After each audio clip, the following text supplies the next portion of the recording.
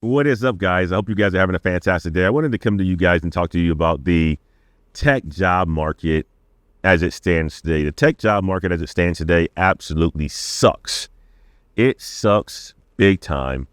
You have a lot of people, especially entry-level people, who are looking to break in, and they are very disappointed.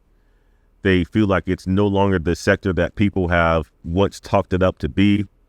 You have a lot of people who are looking to transition into better roles, not being able to transition. You have a lot of people who are looking to get promoted, not even getting promoted at this point in time. And it absolutely sucks. But there's a reason why this is all happening. And in this video, I'm looking to share with you what those reasons are.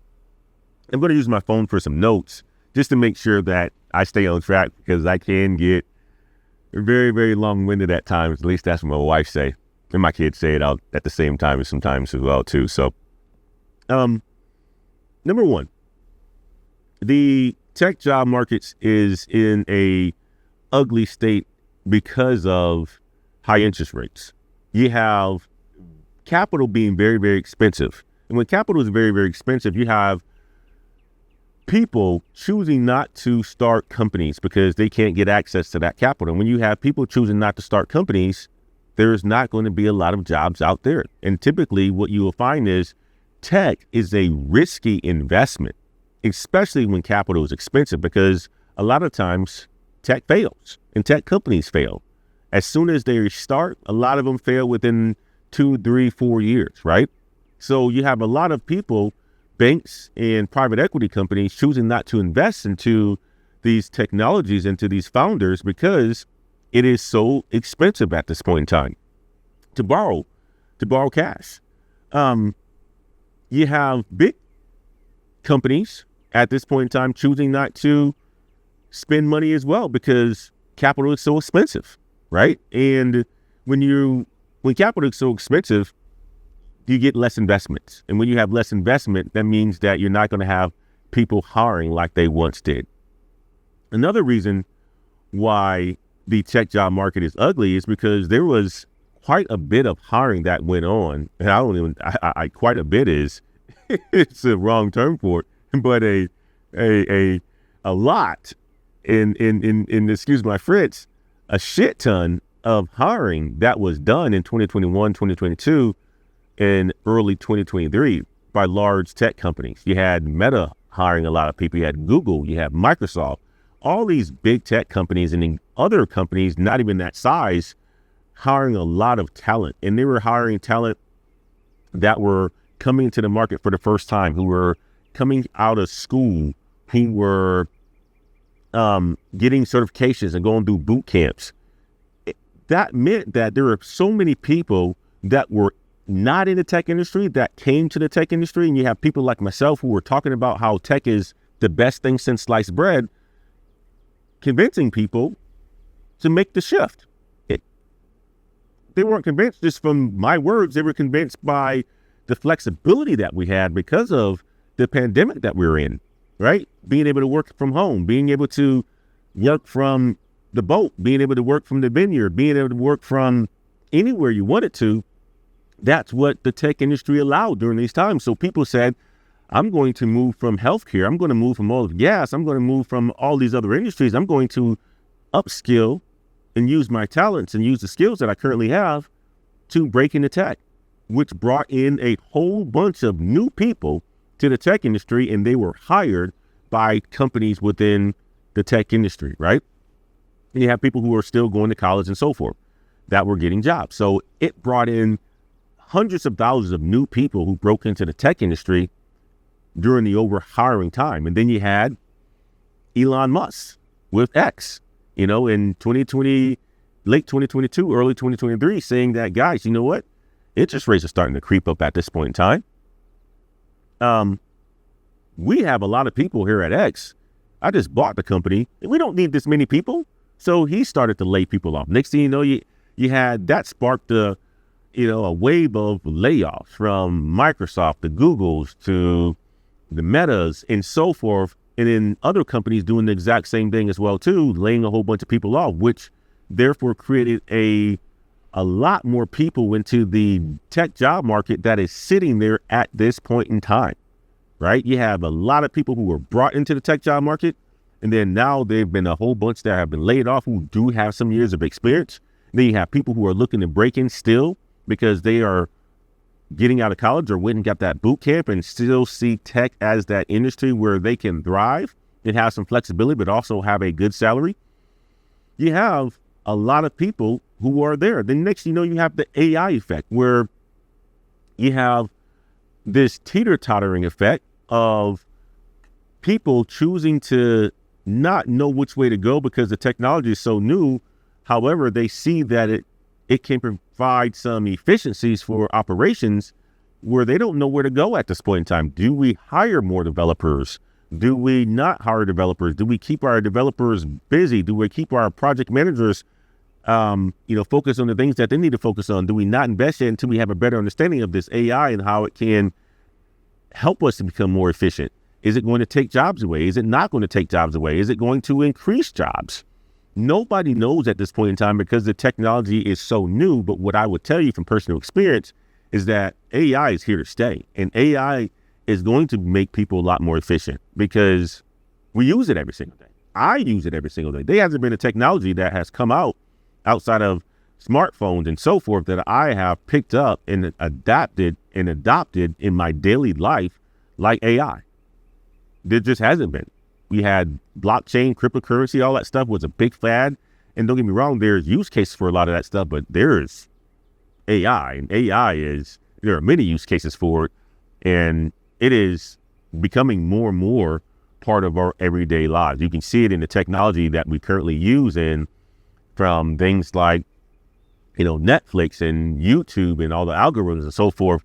All of that is going to improve, and AI is going to be there to help it, right? So you have AI causing a lot of, impact within the market as well, where, companies are deciding if we're going to hire, we're not going to hire. Should we go down this direction? Should we not go down this direction? Because in their opinions, it isn't fully tested yet, and they don't know what they want to do with it, whether it's to scale back on operations or scale back on people in operations, or to hire more people for other things, right? And then you have what that's created is an oversupply of people within the tech job market. You have hundreds of thousands of people right now who are on the sideline waiting to get an opportunity to get a job in tech or to transition into tech and to use that certificate or that degree that they've spent money on. And that's causing the job market to be ugly. I mean, like, if you are somebody who's looking for a job right now in tech, I know it sucks. I know it hurts. You're filling out application after application after application. You're not getting called back. You're getting rejections. There is hope for you, though. There is hope for you.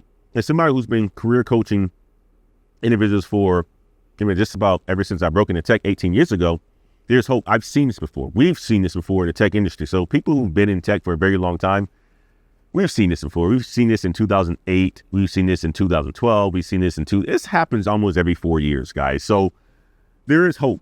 And what I would suggest is that you focus your time on continuing to upskill, continue to stay up to date on the latest and greatest. But most importantly, guys, continue to network. Continue to network, because the areas that people are having success at this point in time within the tech job market is through referrals and through references. Sorry, the referrals and references are the same thing, but also through recruiting. So the statistics that we are seeing here at Black Heights is that when you were to fill out an application, let's say you fill out 100 applications in a week, you're only going to get, there's only a 2% chance that you'll get an interview for those 100 applications, okay? If you were to be referred into a company by somebody who you know that you're networked with, it's going to provide you anywhere from a 20 to 40% opportunity for you to get an interview.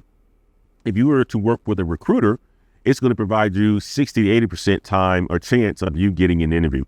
So you need to focus on the areas that's going to provide the best benefit, and that is through networking, and that is through finding references for yourself in order for you to get opportunities inside some of these tech companies. So focus your time on networking, focus your time on speaking with people at the companies that you want to potentially work for.